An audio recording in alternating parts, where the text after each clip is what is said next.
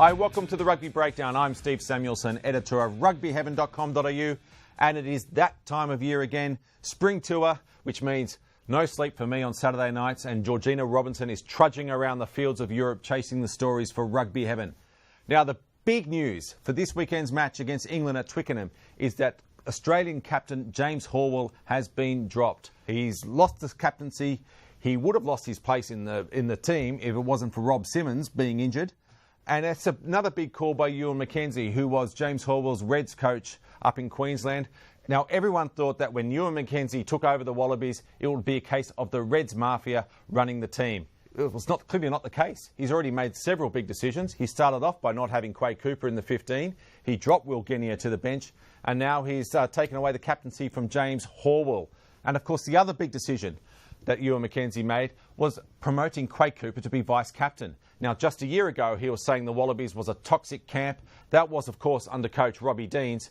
And, well, Cooper, he's stepped up to the mark, hasn't he? McKenzie is obviously saying to him, you're one of the senior players of the squad and you're showing leadership in the team.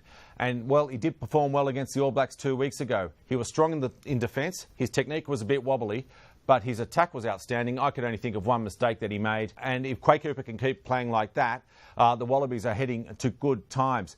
The only thing I would say about Quade Cooper is that he's enjoying his best times under Ewen McKenzie. And maybe Ewen McKenzie reads him very well, but perhaps Quade Cooper needs to read other people very well, which may be where the Robbie Deans relationship fell down. England have their own injury concerns.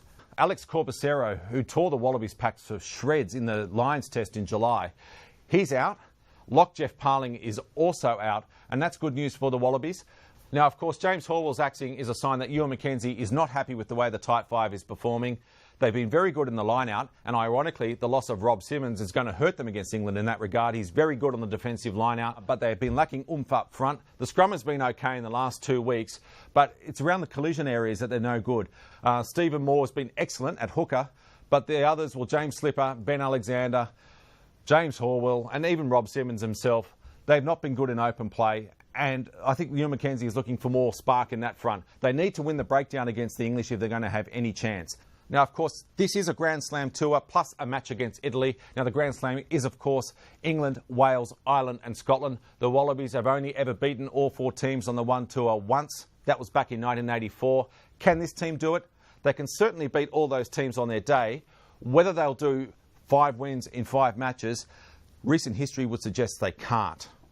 As for this weekend's game at Twickenham, Australia v England, it's always a toss of a coin. Last year, of course, the Wallabies earned a famous victory. No one rated them a chance. They had a huge injury toll. They were coming off a bad performance against France in Paris, and they came up and they surprised the English. I would think both teams are confident of their chances in this match. I slightly favour the Wallabies because their preparation is better.